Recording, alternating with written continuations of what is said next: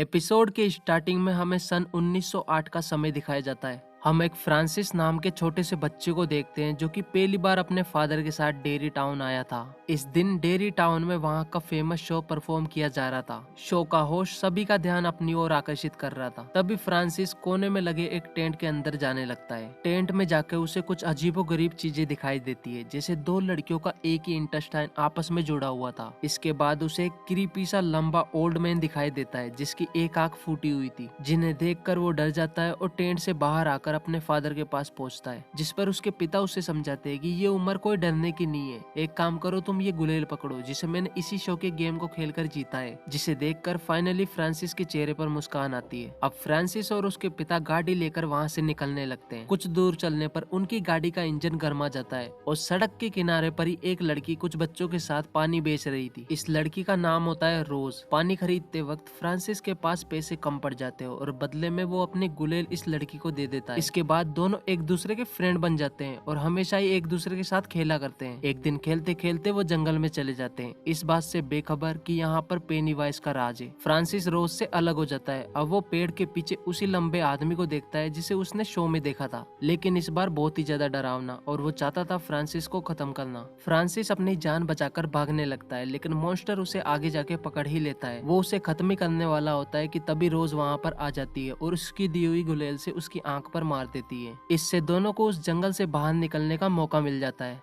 अब कहानी वापस से प्रेजेंट टाइम में आती है और हम देखते हैं फ्रांसिस, जो कि छोटा बच्चा था, अब जनरल शो बन चुका है। एक घमंडी और लालची अमेरिकन जनरल जो किसी से भी नहीं डरता, और साथ ही वो गुलेल जरिया बन चुका है पेनीवाइज तक पहुंचने का। शो डेयरी के एयरबेस का इंचार्ज तो है ही, साथ ही वो कुछ जगहों पर सीक्रेटली खुदाई भी करवा रहा है। ये जगह वही है जहाँ पर फ्रांसिस और रोज मिलकर कभी खेला करते थे, जहाँ कभी पेनीवाइज का आतंक हुआ करता था। एक्चुअली में तो शो पेनीवाइज को ही ढूंढना चाहता है, इसलिए वो कुछ सीक्रेट ऑपरेशन चला रहा है। अब हमें रोज भी दिखाई जाती है, जो भी उतनी ही बड़ी हो चुकी थी। वो अपने लोगों के साथ मिलकर शो का विरोध कर रही थी, लेकिन उसे नहीं पता था ये शो नाम का जनरल वही उसका बचपन का फ्रेंड फ्रांसिस है, जिसे उसने बचपन में पेनीवाइज से बचाया था। और आज वो वापस से डेयरी में आया है पेनीवाइज के रहस्य को सुलझाने के लिए। अब शो को पता चलता है कि उसकी टीम जहाँ पर खुदाई कर रही थी वहाँ से उन्हें एक कार मिली है, जिसे छुपकर शाइनिंग का डिक हेलोरॉन उसके बारे में पता लगाने लगता है। वो शो को बताता है कि ये कार पेनीवाइज से जुड़ी हुई है। वो बताता है कि 1935 में एक ब्रूटल शूट आउट हुआ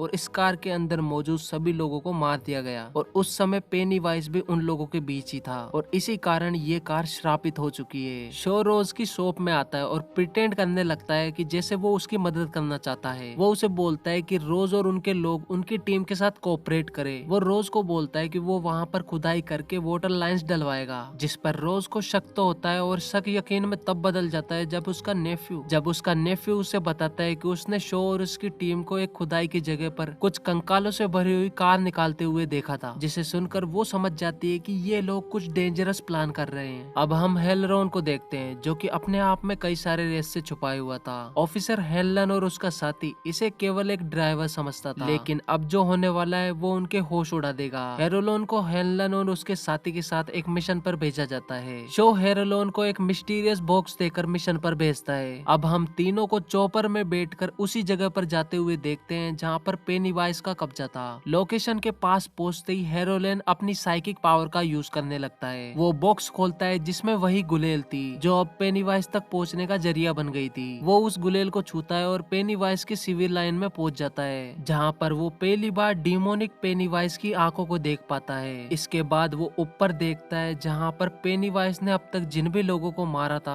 उन सब की लाशों का एक के ऊपर एक ढेर बन के हवा में तैर रहा था। उसी में से एक लाश हेरोलेन की ग्रैंड मदर की थी। वो उसे वहाँ से जाने के लिए बोलती है और बोलती है कि तुमने यहाँ पर आकर बहुत ही गलत किया, अब वो शैतान जाग कर वहाँ पर आएगा। इसके बाद हेरोलिन डर जाता है और तुरंत गेट खोलकर वहाँ से भागने लगता है। उसे होश आता है। अब तीनों अपने एयरबेस पर वापस लौटते हैं। हेरोलिन शो को चेतावनी देता है कि हमने जो कुछ भी किया वो गलत किया, मैंने केवल उसकी आंख दिखी थी, लेकिन वो शैतान तो हमको पूरा जान चुका है। हमें ये सब कुछ अब यहीं पर रोकना चाहिए। शो को इस बात से कोई भी फर्क नहीं पड़ता। अब उसी दिन हेलन हेरोलिन को अपने घर डिनर पर बुलाता है। हेलन जब चौंक जाता है जब हेरोलिन उसके बेटे विल के बारे में बात करता है, क्योंकि हेलन ने उसे कभी भी अपने बेटे विल के बारे में नहीं बताया था। यहाँ पर हेरोलिन के पास माइंड रीडिंग की भी पावर्स थी और घर में घुसने से पहले ही उसने हेलन का दिमाग पढ़ लिया था। उसे ये भी पता चलता है कि हेलन के दिमाग में डर को महसूस करने वाला हिस्सा है ही नहीं, यानी कि वो किसी से भी नहीं डरता।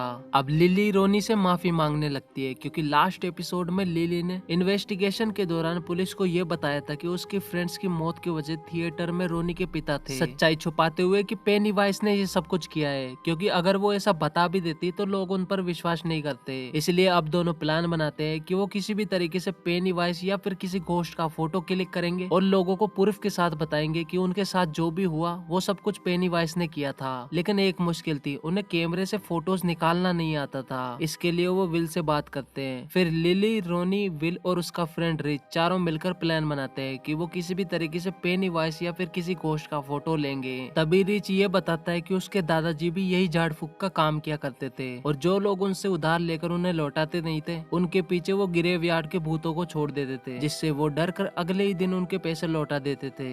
इस पर लिली उससे पूछती है कि क्या तुम्हें ग्रेवयार्ड के भूतों को उठाना आता है। रिची ओसम देखने के लिए हाँ बोल देता है और उन सभी को लेकर ग्रेवयार्ड में चला जाता है। वहाँ जाकर ये सारे कई सारी कैंडल्स ग्रेवयार्ड के आसपास जलाते हैं और उन लोगों को उठाने की कोशिश करने लगते हैं। कुछ ना होते देख रिच वहाँ से खिसकने की कोशिश करने लगता है, लेकिन तभी अचानक से वहाँ पर ग्रेवयार्ड में हलचल होने लगती है। ग्रेवयार्ड से कई सारी लाशें निकलकर उन पर हमला कर देती है और ये सारी लाशें लिली और रोनी के फ्रेंड्स की थी जो कि थिएटर में मर गए थे। इस दौरान वो लोग उस कैमरे से कई सारी घोस्ट की फोटोज खींच लेते हैं। इवन विल तो पेनीवाइज तक की फोटोज खींच लेता है। अब वो चारों स्कूल के लैब में जाते हैं और उस कैमरे से फोटोज निकालने लगते हैं और अब इनकी तस्वीरों में घोस्ट दिखाई देने लगते हैं और एक फोटो में तो द क्लाउन पेनीवाइज खुद कैप्चर हो जाता है और यहीं पर यह एपिसोड खत्म हो जाता है।